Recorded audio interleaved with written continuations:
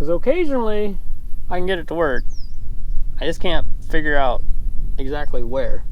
Would you hurry up? There's only about 50 more. I got way too close. Next time we'll get that figured out. Hi, I'm Tony Fast's daughter. I'm Tony Fast's daughter. I'm Tony Fast's daughter. Our family has been blessed to farm in Montana For over 100 years now. And it wouldn't be possible without the great team we have and blessings from our Savior, Jesus Christ. Well, morning. Well, we made a plan. And then the weather forecast changed it. Because that's just what happens when you're farming. Tim found a field up north, the winter wheat, the big block that we farm up there. Looked like it was ready to go. And then we've got rain showers forecasted for kind of all morning thunderstorms. We'll see how that all shakes out, but right now, taking the white and blue Kenworth over. Tim got that all serviced up here a week or two ago and get that hooked up to a trailer so we're ready for harvest. And then maybe if the storms dodge us, we'll start moving equipment up north.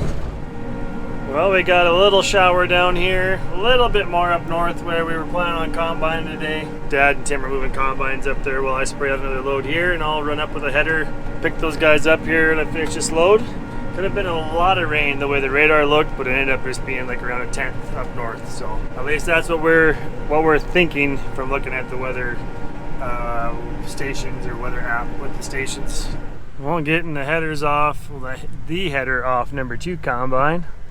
Looks like they're about ready to go. Well, we are roading, getting somewhere anyway. Left the west bend. Well, actually, this combine was out in the field where we'd got some samples, and we're headed up north to the big field, the Shelridge Lock, as they call it. The big, that's like 1,100 something acres. We're headed there because that seems to be what's going to be ready first. It's pretty even. It looks better. So that's where we're headed. I had a few issues with the number 2 combine, this one. I had that broken bolt in the auger fold thing that caused a ruckus. So we had to basically readjust the cylinder actuator thing that pushes it out or folds it and unfolds it. Once we got that set and then recalibrated it, and then it worked and allows me to go into road mode. So basically we spent like 30 minutes to get an extra 3.5 miles an hour, but anyway, it needed to be done, and between Warren and I, we got it. So we were able to use the green cart as a platform to take it apart and do what we needed for adjustment. So anyway, we're getting close, about 2 miles away. Probably won't start cutting until tomorrow.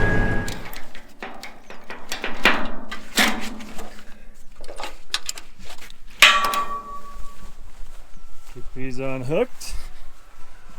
I'll do a little test cut. Maybe not. We'll see how wet it is up here. Ooh, that one's really tight.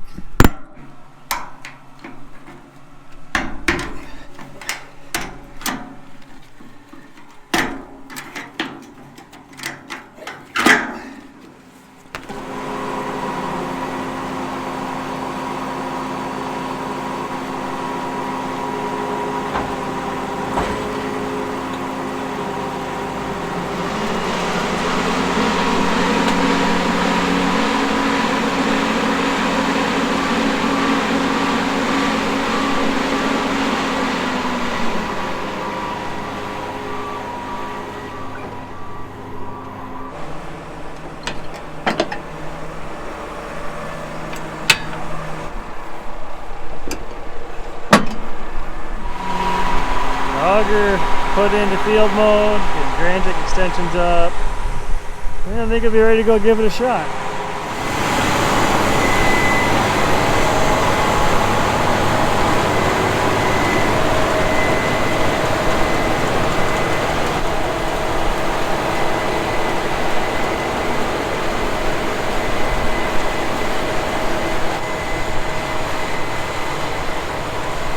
(16.7) moisture, a little bit of rain moisture from this morning. Alright, so when we hook this up and we're getting things ready, we've kind of been having issues with this camera, not wanting to display on the monitor. I think I mentioned something about that. So anyway, I chased the camera cord, it runs down the opposite side of the trailer, or the cart, I mean, technically it's a trailer. It's like it's a stretched cable, like maybe when they were pulling it through this tube, it broke the wire. Because occasionally I can get it to work. I just can't figure out exactly where. So I don't know. We have an extra, like an extension, that we can replace this whole thing. I don't want to. Warren or Tony will bring that up. It came with the cart and the box of supplies and stuff that came with the cart. I don't know. That's the best I can think to do to have a rear view camera. There's really no marks, cuts, or anything. I think it was just stretched too tight. Well, good morning. We might be able to harvest today. We got a west wind for the first time in, I don't know, a month. Which would mean that we finally are getting the system pushed out of here, the rain, but we do have a couple more days forecasted later this week. So it's a little warmer out than it has been. We got a west wind. I think we're gonna go combine some winter wheat today. Combines are rolling. Just a bit of a old-fashioned Custer harvester test.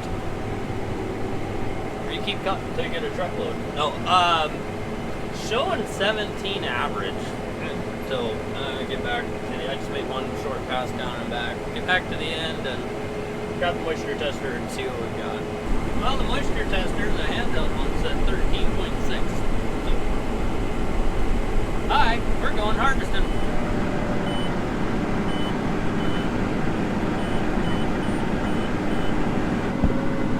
Well, looking through the window, the sample looks really nice, pretty clean.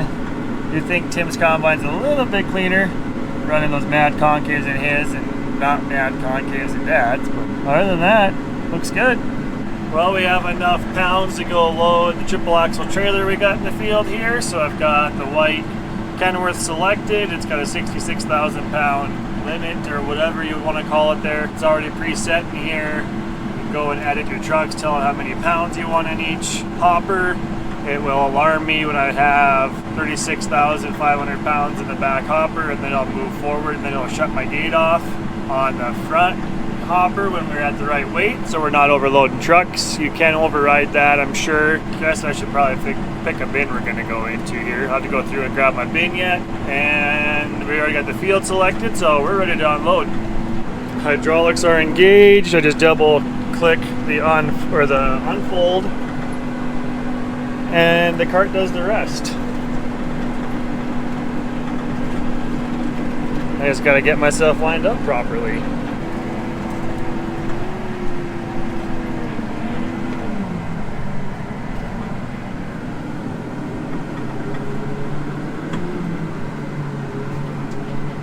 Right about there. I got way too close. Next time we'll get that figured out. All right, so this joystick controls everything. We can pivot the auger down too and adjust our spout. Even got a camera out there on the spout so we can see what we're doing in there. Let's see, put the PTO on. Make sure we're in gear and ready to move. Let's see, do we need to do anything on the iPad? I do not think so.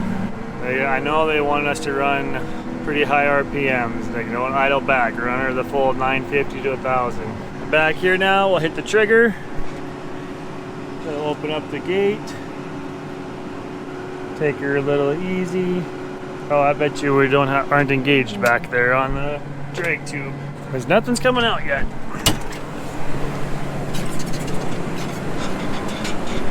Which is this thing right here. I have to go spin the PTO a little bit to get that to catch. Yep, that was the deal. That lever was flipped down, so got it engaged and we're unloading. Taking her easy. Don't need to make us build the mess in the first truckload. Adjustable spout's pretty handy. Put it where I want it.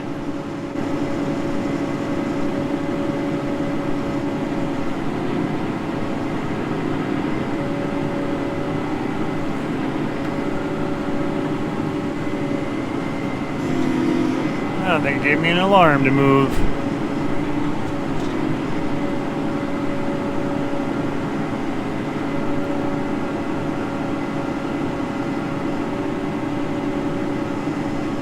Well, I'm about 90 acres into it. Notice that.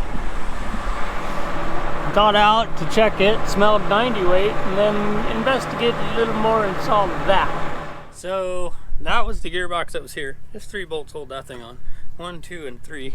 It's hot, hence the gloves. Spline shaft in there. Now, I believe these bolts, and then this dude, I'm guessing that's a spline shaft as well. And then slide that off. This is a chain drive. Oh no, I just broke it more.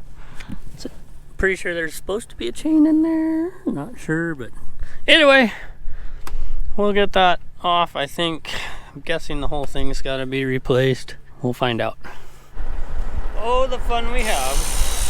You're not the only one that knows how to run a tool. Would you hurry up? There's only about 50 more. It just seems like you're the only one that does mechanicking around here. Ah. Well, this is the problem. This is the guide bolt to run this sprocket to tension the chain, and that bolt broke. So we're waiting to hear back if anyone's got parts.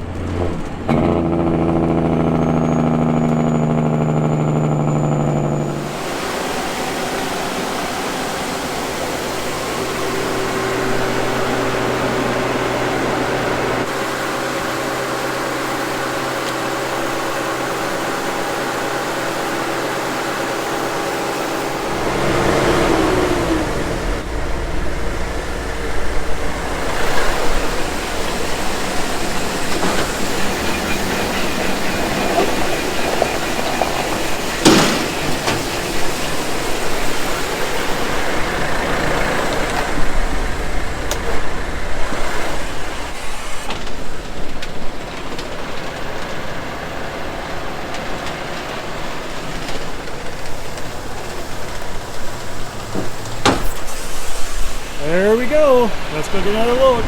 Alright, so we found a gearbox. And it's in Glasgow. But it's on a warranted adapter that I have to go take it off. MacDon released it to us so we can go grab it, use it until we get a replacement or all the other parts to put ours back together, and then go put it back on the warranty adapter in town. So anyway, I am on my way into Glasgow to do just that right now.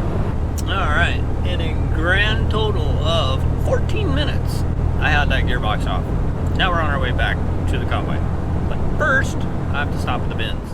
Alright, about 4 hours later, I got this one back together. We did find out, Warren already closed the book. I checked those chains when we were going through pre-season stuff, and I went by the book, and I just didn't read far enough, and I did 22 foot-pounds on the tension.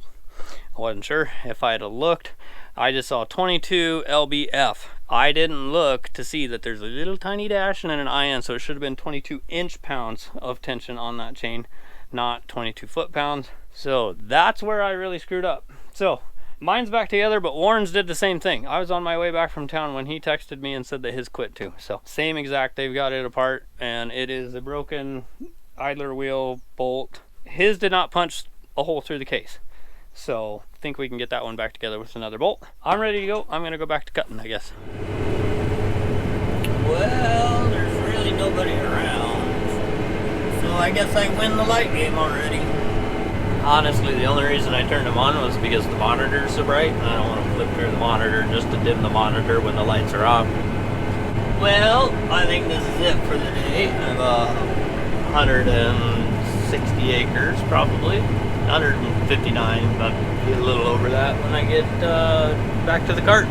We're gonna call it a night. It's getting a little tough. Yeah, samples been super clean all day. Still is. The bushels plus concaves that we have in this combine are freaking awesome. It's been a long day with gearbox thing and all that. So anyway, bushels plus concaves, definitely the way to go. And we've crossed 160 acres, probably finish off at 161 from the looks of it. So I can just barely see the lights of the grain cart that shut off. I can see like the reflection in there. So I think Tony's got the bolt that he needed. He's gonna get Warren's combine back together, so tomorrow we can just go.